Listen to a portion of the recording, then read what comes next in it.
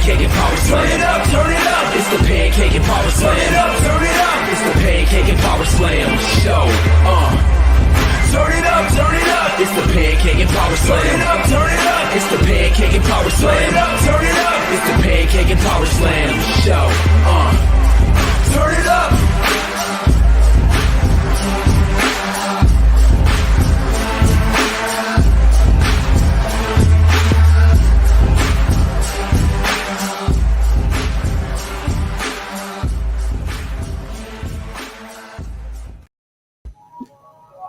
What's up, everybody? Episode 635 of the Pancakes and Power Slam show. We are here live and living color, getting funky like a monkey.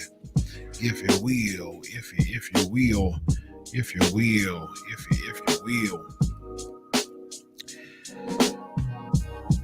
At I Am Needle on Instagram. Join is called Dive. With permission, he has given me permission a long time ago to play his music. So amazing chill hop artist. Go follow him. I Am Needle. So YouTube. You can copyright it what you want, but he's given me permission to play his music. So there you go. Go check him out. Instagram at I Am Needle. And amazing chill hop artist. One of my favorite chill hop artists. Just an incredible artist. And as many people know, Aaron in particular on the show, I'm a chill hop guy, man. This vibe is all day to me. All day, every day. This is what I ride to. This is what I ride to work to a lot of times. This is what I ride back home to a lot of the times. This is it, man. This is the vibe. Work out to it. And speaking of Aaron, there he goes. And so, yeah, it's usually this type of vibe, man. And so this is how I introduce the show, as people know, and this is the anthem, the intro anthem for Pancakes and Power Slams. As long as I've had this open my show, I love this joint. By the way, this is the reason why this is opening the show, because I like the song so much. It's called Dive, Aaron. It's called Dive. So yeah, but it's so funny because I'll open the show, and I've been opening the show with this song for a while now. But for the first time ever, YouTube gave me a copyright. But they didn't give me a strike though. They said no issues, just a copyright because it's his song. Of course, it's his song. I've given him credit over and over and over again on my shows. But YouTube being YouTube and saying, hey, so yeah, it's you gotta love YouTube, ladies and gentlemen. But that is that, and this is the Pancakes and Power Slam show, and we're going to have some fun. So guess what, man? I've got some trivia on the pike for the PNP Nation, the after party. We're going to hang out just like we do every single week. We have a great time. We have some really good conversations on the after party. We have a great time. And this week, I spent some time compiling a list again. You see this piece of paper? This is a list, a whole page of trivia, an entire page. You see, there's even letters and text down here. The entire page full of WCW trivia in honor of the first episode of Who Killed WCW? Me and the NW. Turn around with my NWO on the back there. I'm going to inject a lethal dose of poison. I'm gonna kill it. One of a very interesting promo from Vince McMahon, his way of bringing the NWO No Way Out. 2002, I believe, is when they debuted in WWE NWO, and that was his deal. Like Vince McMahon cuts the promo, and him and Ric Flair, I believe, are beefing over who's going to control WWE. And since Ric Flair has it, Vince McMahon comes in, brings the NWO, and says, I'm gonna kill it. And so that's how the NWO came to the WWE. And so very odd way of bringing them in, but it was cool to see him on No Way Out, the pay-per-view. So that was cool. So yeah, there's the quick history of the NWO. But this is WCW trivia. It's going to be fun. It's going to be exciting. It's a lot. So put your thinking caps on for the after party. We're going to have a great time. Man, PNP is starting to fill up and starting to have some really good people live, a really good live attendance. So thank you so much for people joining the PNP Nation live. Of course, look, man, this is the most chill, relaxed vibe. As you can see, it's a whole vibe. We chilling. Speaking of a vibe, it's good vibes, and that's just really the feel. That's really the feel of Pancakes Power Slam show. We talk about wrestling, but we do it in a very family style, chill atmosphere. People, disagree with each other, but we are adults on this show. Like the PNP Nation is the coolest, chillest, most relaxed feel. We're a whole vibe over here. We have a really, really good time. And have other people join the PNP Nation by inviting them, liking, sharing, subscribing. Let's beat this algorithm, and let's continue to have PNP just go up there, man. Just imagine thousands of people every week just enjoying this atmosphere that we have every single week on the show. Just imagine the wacky, toxic world of professional wrestling. Stepping away from the toxicity, stepping away from the childish trolling, and coming over to PNP and getting a whole different world of just a feel, of just an aura, just a whole different vibe. And so this is what PNP offers. PNP offers just an amazing alternative vibe to a otherwise toxic world of professional wrestling. We come over here and say, nah, man, we're lounging over here. We chilling. We got some coffee, some tea, some virgin daiquiris, and we just chilling over here, man. So we have a great time every single week over at PNP. So formats for those who, if this is the first time watching PNP, I'm Dr. Chris Featherstone. I am a journalist and a podcaster. I'm a podcaster now, more of a pundit / commentator. I've been a pro wrestling journalist for a long time now, nearly 15 years. I've written for Fox Sports. I've written for Sports Illustrated. I wrote for Bleacher Report for about over 3 years.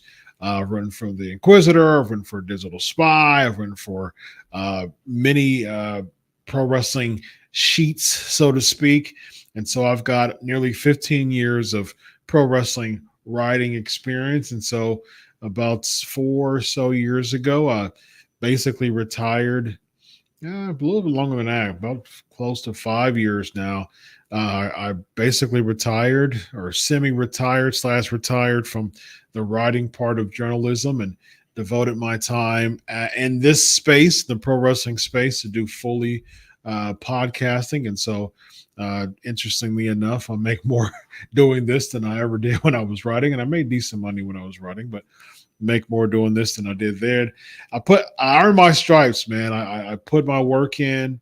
And after all the years that I spent writing literally thousands of articles, doing the work, now I'm super blessed to just be talking about wrestling and, enjoying the fruits of my labor. So that is who I am. Thank you for listening to Pancakes and Power Slams. This is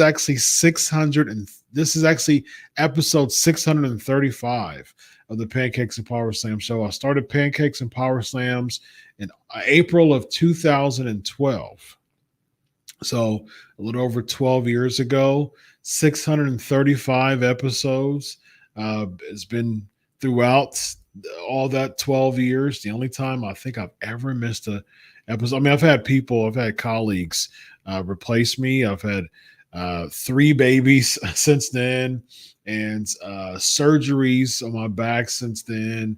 I've became a doctor since then. There's just a lot of things that's happened in my life since 2012. But one thing that has been consistent has been this show right here. And what's been even more consistent over the past couple of years is what's over in that chat right there, the PNP fam, the PNP Nation. So thank you for joining us the first time. We welcome you with open arms.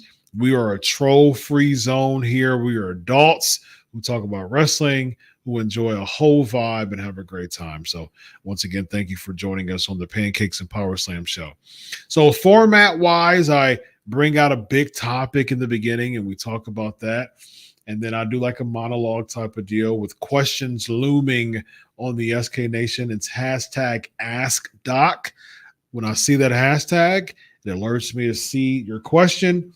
I pull your question out on the screen and we discuss. Because, I do my best to address all questions, but here's the thing. I really want to spend time. I really don't want to rush my patrons, because after that I do an after party and we get more depth in that, making some discussions. We either do trivia or quiz or watch alongs, and we have a really good time. So I want to give more time to my patrons, because those are the ones who are really showing me how devoted and dedicated they are. Look, it's less than $1 a month. You literally pay $3.99 a month because you just support the show. Less than $1 a month, and the perk of that is joining me live on screen on the after party. We have a really good time every single week. So that is the Pancakes and Power Slams for those who are joining us the first time. Again, I'm seeing people throughout Facebook and Twitter and YouTube right now. Live numbers have gone up, and I'm thank you so much for that. It was really great. It is really great. So thank you so much for your support. And PNP Nation, comment on the video after the show's done, because that bumps the algorithms up. So bunch of awesome questions that I'm excited to talk about. Here we go, ladies and gentlemen. I'm going to talk about the top 5 most stale wrestlers. I was at the gym today, and I was like, you know what? I got a few things. I actually got something I wanted to bring up as the main topic from like a couple of weeks ago. But I was like, you know what? There's something that happened last week that was really cool that I want to talk about, really interesting I want to talk about. And then something else when I was at the gym today, I was like, man, I'm going to talk about this. I had a couple of conversations with this. I was like, you know what? I'm going to talk about this. These are 5 wrestlers / tag teams. So it's not all 5 of them are singles wrestlers. There's actually 1 tag team on here. And so I was like, you know what? This isn't based on like personal desire for them to like get fired. This doesn't have anything to do with that. It's more of I'm disappointed in what I see, because these people can be used in good stories, but they're not. Therefore, it's doing a horrible job with them on the main roster. These are active talent on the main roster that is stale, not necessarily because of what they're doing, but more because of how WWE is booking them. So that's what the criteria of these five talent, these five, the list of five of the stalest or the most stale talent on WWE. Again, not necessarily because of them being stale, but more of, to me, I think these are talent that has potential or has skin in the game, has a steep resume that for some odd reason the WWE is failing miserably and booking to their potential. And it's disappointing for me to see this. So you got a lot of people who aren't being utilized and things like that. I'm not going to count them. But these five, I think, has or have had a lot of potential. But for some odd reason, WWE has done a very lousy job with consistently booking them. So with that being said, number five is Sheamus. Number five is Sheamus to me. Sheamus he's been so just there, and oftentimes the good little hand, moniker is put on people who are like mid-card talent that can give you a really good match, that can be there for you, that can be there, regardless thick and thin, that can open a match for you, that can do middle of the card, that can main event at will. They're just there for you. And the problem with that good little hand complex is that person is just always available. So that person can't, it oftentimes is not booked as a consistent main event talent. And I see that so much with Sheamus. Dolph Ziggler, one of the biggest examples of a good little hand. Someone who they can throw in to have a main event style match against Goldberg at a SummerSlam as a result of Goldberg being so unhappy with him going against The Undertaker and what that happened and what happened there. He wanted to right the wrong. So what happens? They throw him in a match against Dolph Ziggler. Drew McIntyre, when he won the title, guess who they threw him in the main event match against? Dolph Ziggler. So he was there. He was just there, open, close, mid. He can put a banger of a match together. But at the same time, he just wasn't consistent main eventer. Same thing with Sheamus, man. Heel, face, regardless. He was just a heel not too long ago. He was still technically a heel when he went against Gunther and had that banger match against him. He started to transition into a face. But face or heel, though, man, he's just not being booked. He's being booked very poorly, unfortunately. Losing to Ludwig Kaiser, them barely even building anything with Kaiser and Sheamus just to lead into a loss on Raw. Come on, man. And so I think Sheamus is being grossly underbooked, and it's just sad to see. So Sheamus is on my top five as far as stale wrestlers is concerned. I don't see much coming up from Sheamus. I just don't see much. Like, I don't see him being a world champ again or being, having some type of riveting storyline. Unfortunately, man, doesn't mean Sheamus puts people over and pays it forward, but he hasn't established himself consistent enough as a main event talent to really pay it forward, although he's been in the company for a long time. He just doesn't create that type of feel to be a legendary status to pay it forward, so it's unfortunate. But number 4 is the New Day, and I know that might be surprising coming from me, but at the same time, man, since day one, a lot of people can attest to this. A lot of my friends can attest to this. I have been a New Day supporter since day one, and I saw it. I said, you know what? It's a little bit cheesy what they were trying to do at the very beginning. It was like some type of church style gimmick when they first did it, when they first did the vignettes. It was like, okay, what are we doing here? But at the same time, I'm like, Big E was a bit stale at the time. Kofi was stale. Xavier wasn't even established. Um, I think it's time. I think it's time to do something. Seeing them all together was good. The lengthy title reign I loved. The Wyatt family thing was probably one of their last relevant big storylines. Yes, they have banger matches against the Usos all the time. Great rivalry, but at the same time, that gets redundant too. So, unfortunately, with the New Day, man, okay, if you turn them heel, so what? Again, look, man, I'm a type of person. I don't care about your, flippant face heel turns over and over again, back and forth. So what? That doesn't do anything for me, man. Just because to me, if someone is flipping over from face to heel, that just goes to show it's just a lazy way of trying to recreate yourself or reinnovate yourself.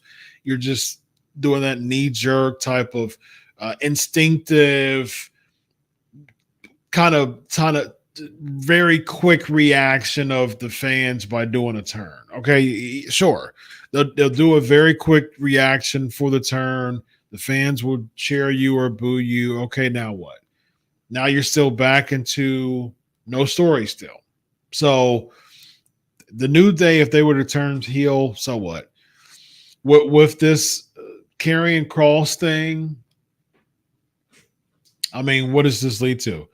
Does this lead to Karrion Kross just simply having Xavier Woods turn on Kofi and we get a New Day breakup? Who cares about a New Day breakup? If Xavier Woods turn heel against Kofi Kingston, big woo, big whoop. So either Karrion Kross is just simply being kind of like that evil voice, that id, so to speak, that Freudian id to Xavier Woods. So either he's going to join the Final Testament, which would be the weirdest looking thing ever, or he's just being that evil, that devil on the shoulder, so to speak, from a Freudian standpoint, and causes Xavier Woods to break up with Kofi Kingston. Okay, Xavier, let's follow this logic here. Xavier Woods turns heel. Xavier Woods feuds against Kofi Kingston. Xavier Woods beats Kofi Kingston. One, who cares? Kofi Kingston loses all the time now. So Xavier Woods beating Kofi Kingston wouldn't put him over more, not one bit. And so he beats Kofi Kingston. So what? Everybody beats Kofi Kingston nowadays. So that wouldn't be anything different. Okay, so say you beat Kofi Kingston twice. So what? Everybody beats Kofi Kingston twice. So that wouldn't put him over. So you beat Kofi Kingston, that puts you over, which it really doesn't. Now you're a heel. But you got Gunther, you got Priest, you've got Drew. You've already got 3 major heels in front of you. So that makes you, at best, heel number 4. At best. Not including a Finn. Not including, they're trying to make something out of Kaiser. Like, at best, you're heel number 4 right now. Okay, so what are we going to do with heel number 4? Actually, scratch that. Gable is in front of you now because of the heel work he's doing. So at best, that makes you heel number 5. Who cares about heel number 5 on Raw long enough to have any type of vested interest in this turn? So at best, you're heel number 5 if you turn on Kofi Kingston. If you beat Kofi Kingston 4 times, who cares? Everybody beats Kofi Kingston 4 times nowadays. So that would be an absolutely horrible decision. And the New Day still without a story, unfortunately.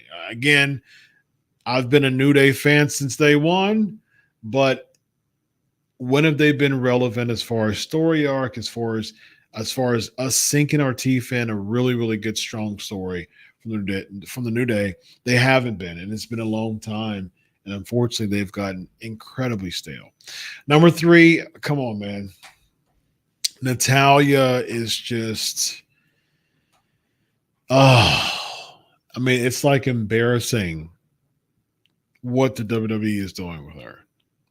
They are throwing her everywhere and every angle, everywhere, every direction that is known to man. I mean, hey, we got something for you on NXT.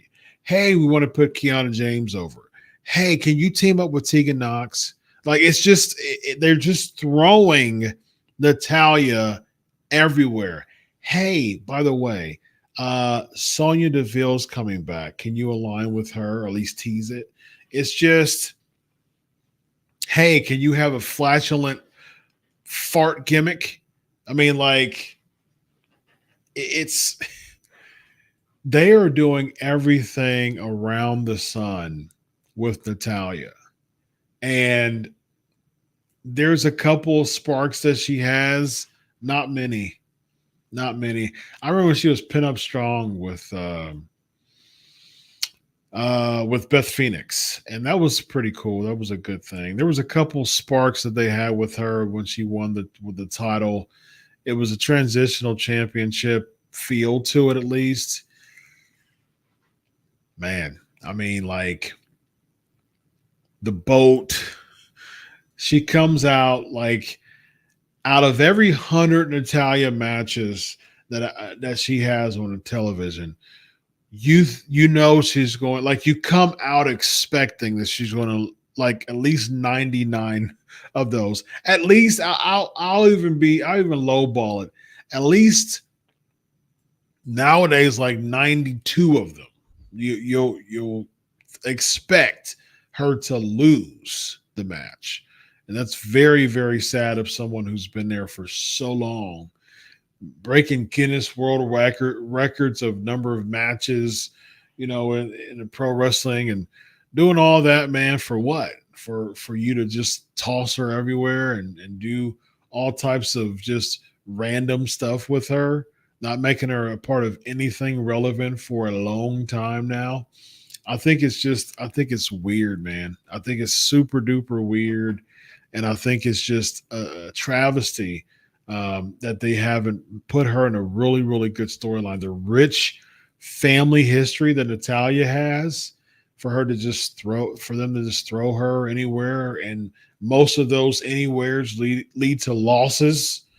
I think that's a travesty, and I do think that Natalia should,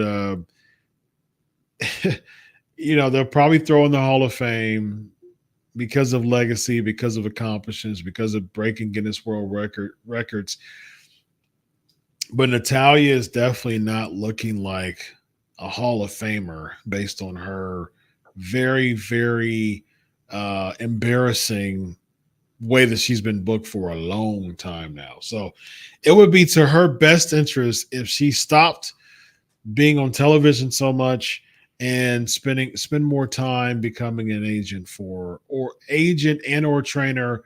I mean, being an NXT trainer would be amazing. Her being an NXT agent with Shawn Michaels helping, the women, would be phenomenal. She's got so much backstage stuff that she could be doing that it would be a much better role than coming out and just being tossed everywhere, to Sunday. It's just super odd. Unfortunately, very stale. Number 2, Shinsuke Nakamura. What a wasted opportunity with this guy. Won the Royal Rumble because of rumored reasons of AJ Styles having to be on the cover of 2K is the reason why he doesn't win in New Orleans at WrestleMania 34, I believe it was. So what do? They have him lose to AJ Styles in the title match. won the Royal Rumble, had some awesome momentum when the Royal Rumble. Fans were super into it. I believe Roman Reigns was the runner-up that year.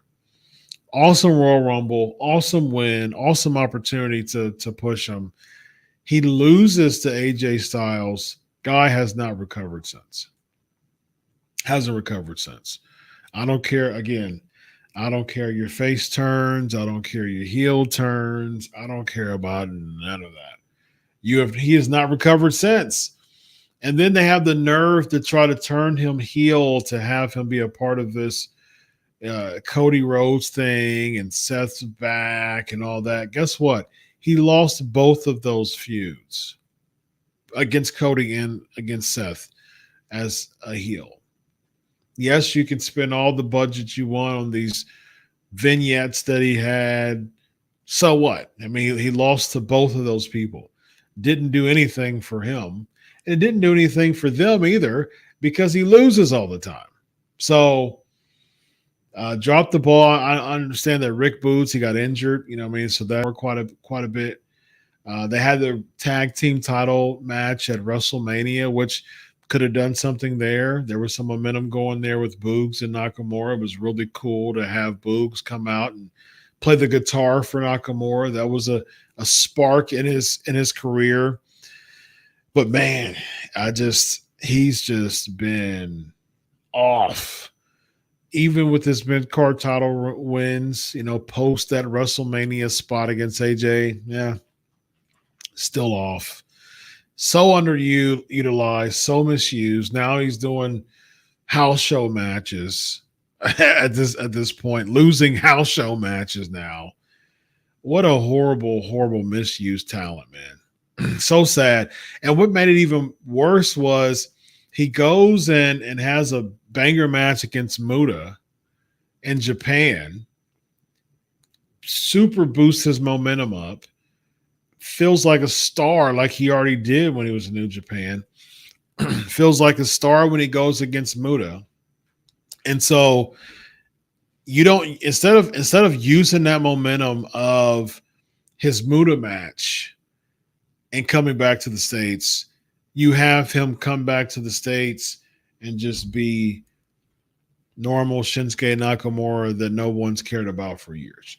I mean, like, what are we doing here?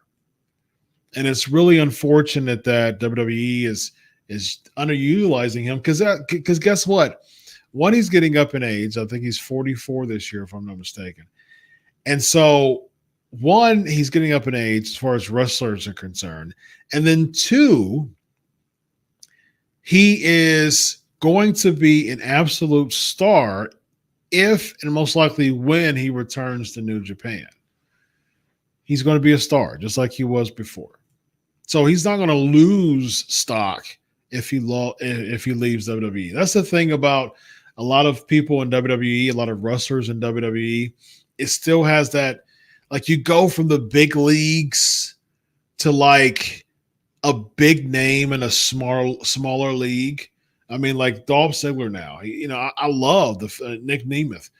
I love what he's doing. I love it. I think it's great. I think it's a great idea for him to do what he's doing to really bet on himself, writing a lengthy email to Vince McMahon, wanting out of his contract, extending his contract, saying, yeah, we'll keep you, just for you to sit around and do nothing. Him saying, no, I still got that itch. I still got that hunger. I still got that drive. I want to compete in the ring. That's why I signed up for. I want to be a wrestler, not just sitting at home doing nothing. Yes, that's convenient, but at the same time, I want to be a wrestler. That's my contribution to society, is to entertain people by way of professional wrestling. So that's like me getting paid to be a therapist and just sitting home and doing nothing. Yes, that would be incredibly convenient. And for a while, I may feel great because I definitely need some time just to relax because I'm burnt out and exhausted. But guess what? I love therapy. I love being a therapist. I love being used to change people's lives for the better. People who are thinking about committing suicide, thinking about people who are thinking about committing homicide, thinking about people who are thinking about divorcing their spouse, people who are having a really strange relationship with their children or friends, people who don't think confidently about themselves, and me giving interventions to people to navigate through them and a completely different life. Why in the world will I want to sit home for that for 6 months?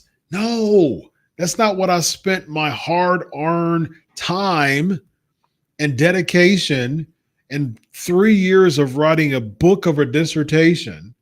Why would I want to sit home for 6 months? I love what I do.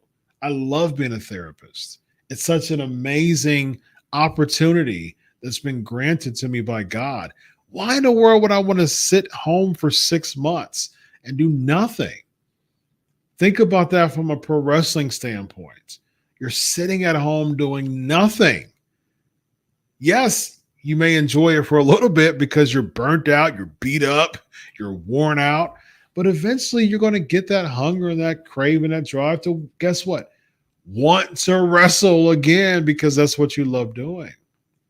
Now, Shinsuke Nakamura is just sitting around, barely getting any. I mean, he doesn't get any TV time now. He does house shows, but what type of demoralizing request is that to say, you know what, Shinsuke, we're just going to have you do the house show loop, just for the foreseeable future. We don't really have anything for you, but we just want you to do the house show loop, and we're just going to have you go through a loop of losing to Cody Rhodes every time. I mean, like, come on, man. What are we doing here? It's absolutely ridiculous, and it's borderline criminal of what they are doing with Shinsuke Nakamura. And he has a lot left in the tank when it comes to availability. I think the fans are ready to be behind him as a babyface. I think people are ready to sing a song. I think people are ready to get a new revived version of Shinsuke Nakamura. Heck, bring back Rick Boogs. Bring back Boogs. Have him surprise the world and say, you know, it's time to rock Shinsuke Nakamura. You know, like, have that come back. Have it be, you know, who cares about the draft? The draft stinks anyways. You know, him come to Raw and and Pat McAfee dances and sings, or at least something happens on SmackDown where the fans start dancing. You can do so many things with Nakamura instead of just have him sit around and just be a loser on a house show loop. I mean, how demoralizing is that? So, number 2 for me is Shinsuke Nakamura. And number 1, ladies and gentlemen, I'm going to give this a drum roll. It's a sad drum roll, but I'm going to give this a drum roll.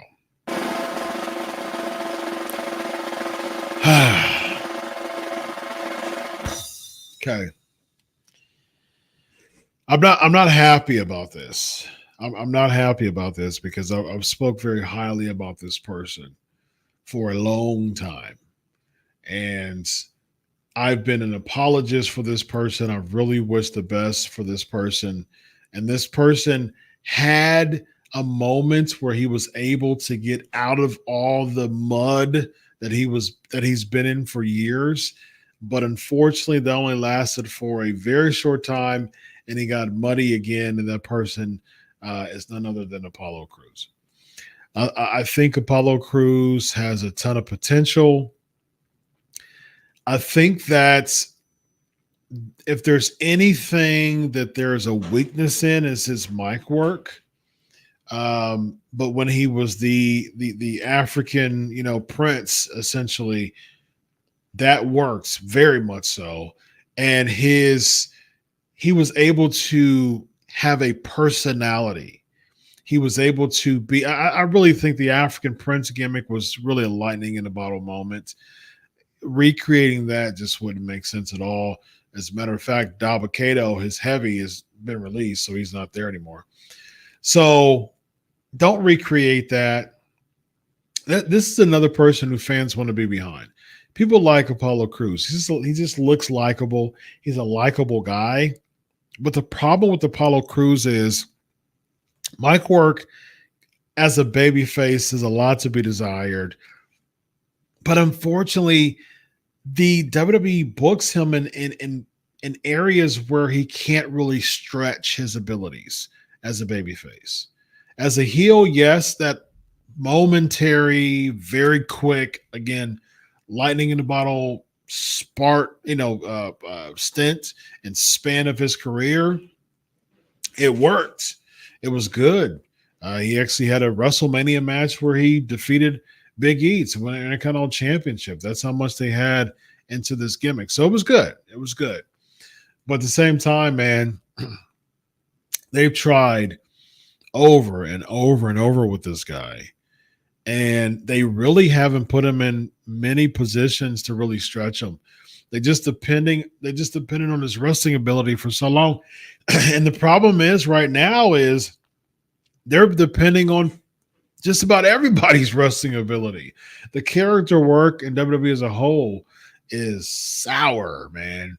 There's a few. I mean, Drew is prime. I mean, Drew is doing amazing right now. Gunther's fell safe, although his stock is starting to lower just because he doesn't have that big kind of larger than life aura that he did. So they can't even protect Gunther, which is sad. Really, I really can't think of many people at all other than that. I mean, Jay, his organic thing is going over very well, but they embarrassed the heck out of him on Raw, and his match against Jimmy at WrestleMania was embarrassing. So that's hurting him too. So overall character work is very sour in the WWE. So they just depend on banger matches. But if every match is a banger match with no character in it, it's just going to feel like the same thing. It's just banger matches, good matches throughout the entire content and throughout the entire show. What sticks out to that? What stands out? Nothing stands out. That's why characters matter. Give this man a character. Give Apollo Crews a character. Figure something out backstage where you can spend time with them. Find out what he likes. Find out his interest.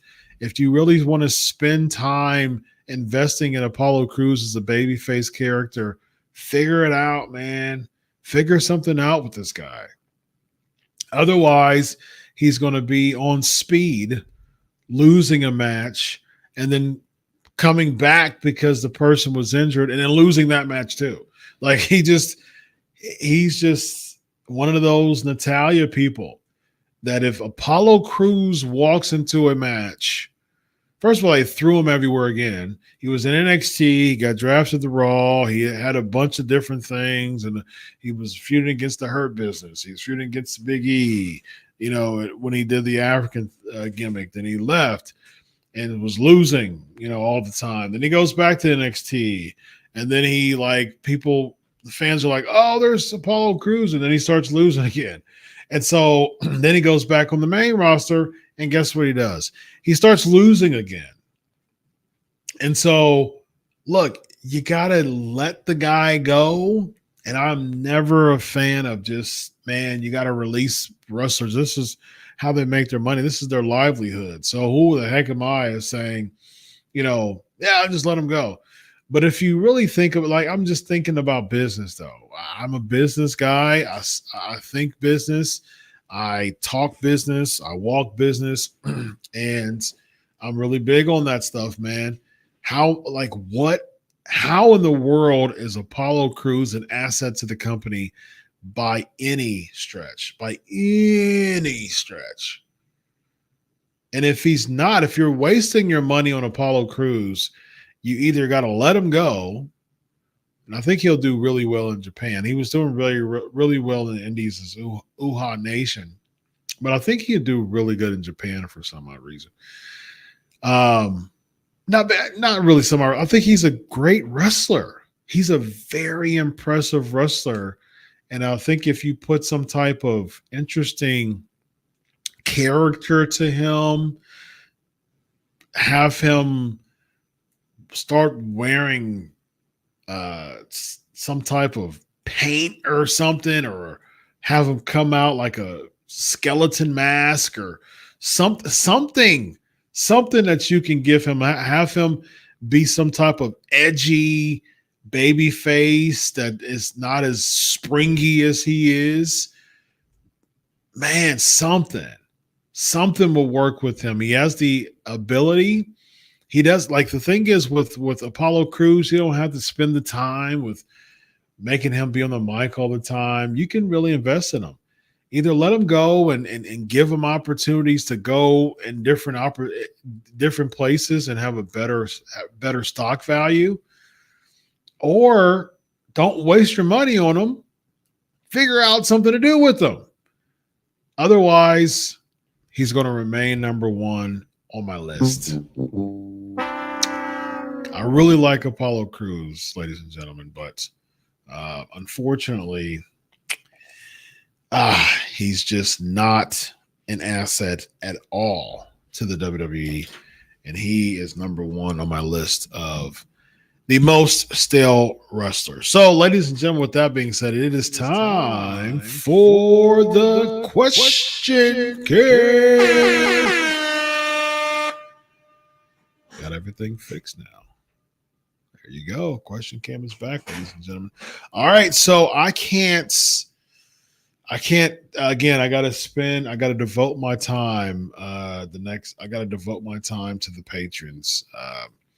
And so I'm gonna zoom through as many questions as I possibly can over the next 5-7 minutes. I'll do Tony Atlas in the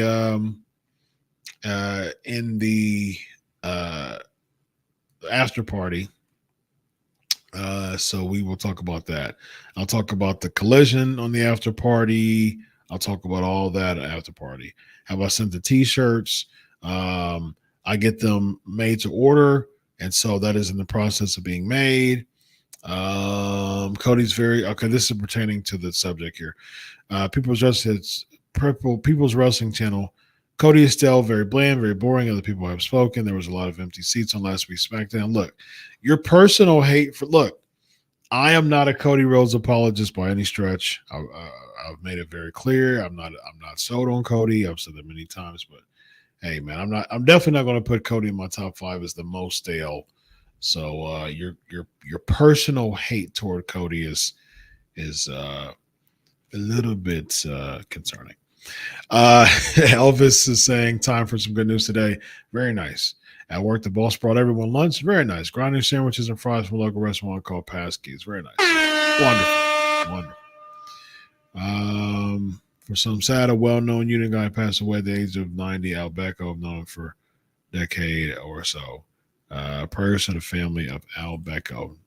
90. At age of 90. Sure, you can mourn for me very, very temporarily.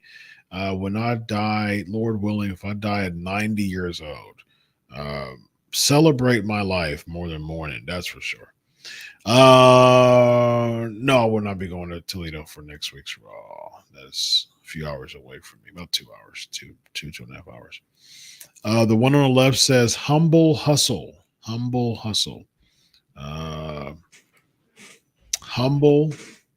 on the top, hustle on the bottom. That is very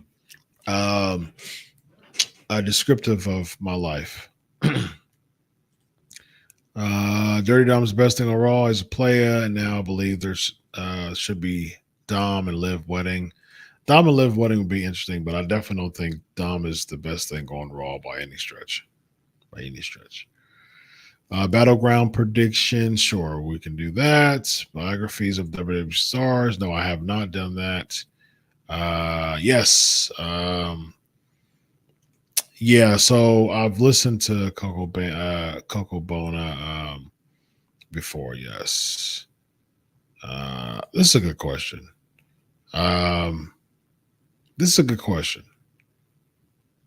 I can't spend a lot of time on this, but first question I would ask him is, I think someone's asked me this before. The first question I would ask him is, if your if your father, if you can speak in the voice, or if you can speak on behalf of 13-year-old Vince McMahon to your father, what would you say?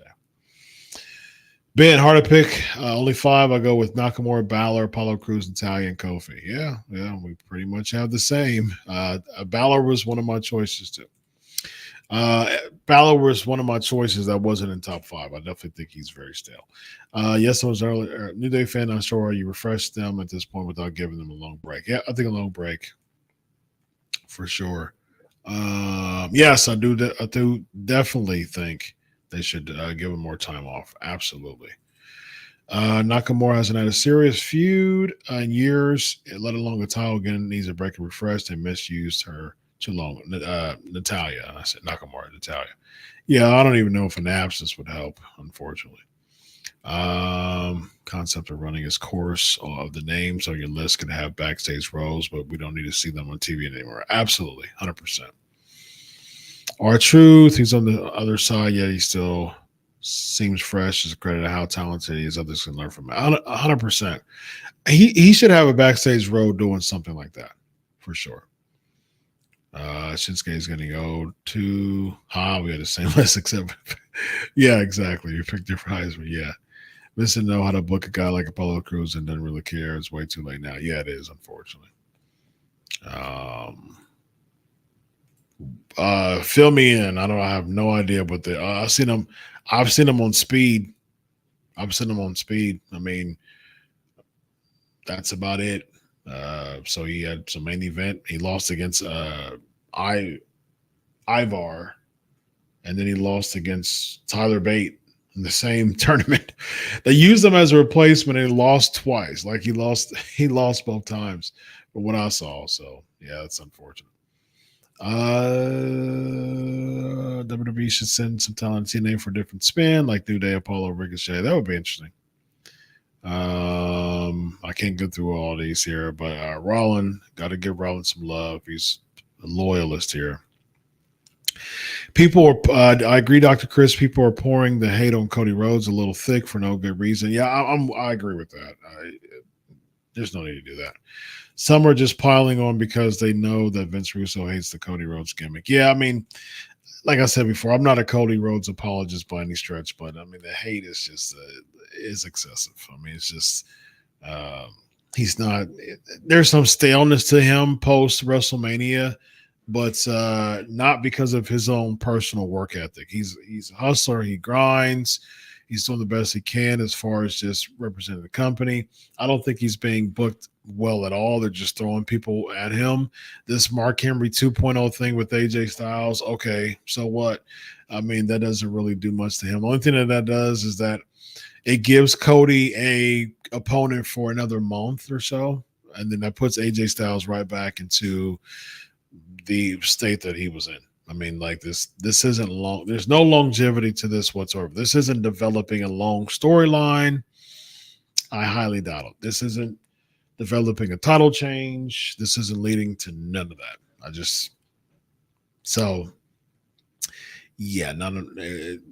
I don't see much with this.